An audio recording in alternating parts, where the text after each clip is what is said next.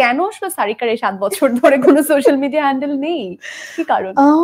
এই কোয়েশ্চেনের অ্যান্সার আসলে আমিও সঠিক জানি না, কোনো মানে সঠিক জানি না বলতে আসলে কোনো স্পেসিফিক রিজন নেই এটার পেছনে যে এই কারণে আমি আসলে দূরে থাকা।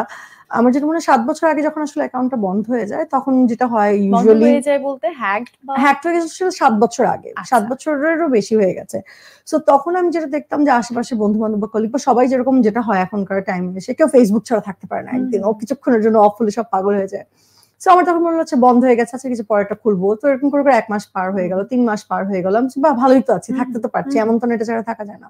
এবং যেটা রিয়েলাইজ করলাম অসম্ভব অ্যাম্পল অফ টাইম পাওয়া যাচ্ছে এটা ছাড়া থাকায়।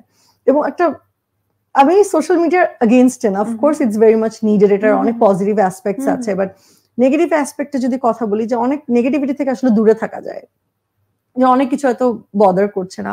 এবং আমার মনে হয় যে এই 1 বছর গেল, 2 বছর গেল, তারপর হলো আচ্ছা আবার খুলবো, ফ্যানরা প্রত্যেক বছর রিকোয়েস্ট করে, আচ্ছা নেক্সট ইয়ার করতে করতে 7 ইয়ার্স কখন পার হয়ে গেছে আমি নিজেও টের পাইনি। এবং আমার মনে হয় এখন এসে যেটা হয়েছে, আমার মনে হয় এটাতে অভ্যস্ত হয়ে গেছি, যে মানে এটাতে অভ্যস্ততা হয়ে গেছে, যে বুঝতে পারছি সারিকা হয়তো নিজের মতো সময়টা উপভোগ করতে বেশি ভালোবাসেন, এজন্য বাইরের যত ক্যাওস বা সেটাকে বার্ডেন, সেই প্রেসারটা থেকে যত দূরে থাকা গেছে, মেন্টাল পিস খুব ইম্পর্টেন্ট, আপনি সেখানে পিস খুঁজে পেয়েছেন।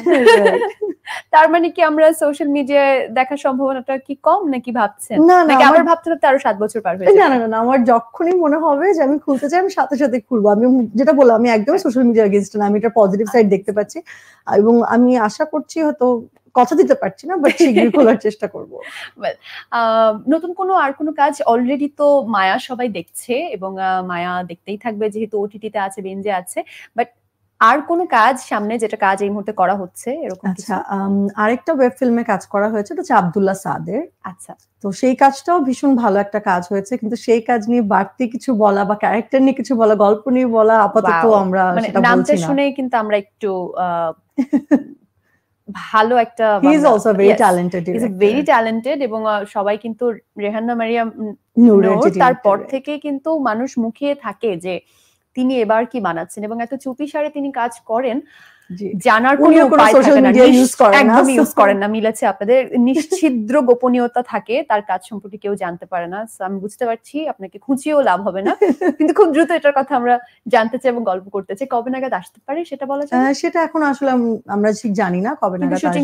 শুটিং হয়ে গেছে। ওকে, সেটা কতটা চ্যালেঞ্জিং ছিল? আমরা যতদূর তাকে জানি কাজের সূত্র ধরে তিনি কিন্তু চরিত্রকে বেশ চ্যালেঞ্জের মধ্যেই রাখেন। রাইট, সেখানে আসলে অনেক লম্বা সময় প্রিপারেশন নেওয়া হয়েছে, কিন্তু সেই চরিত্রটা একদম ভিন্ন একটা চরিত্র ছিল, কিন্তু সেটা নিয়ে বাকি আর কিছু এখনই বলতে পারছি না। কিন্তু মানে মায়া থেকে টোটালি অপোজিট একটা ক্যারেক্টার। আচ্ছা,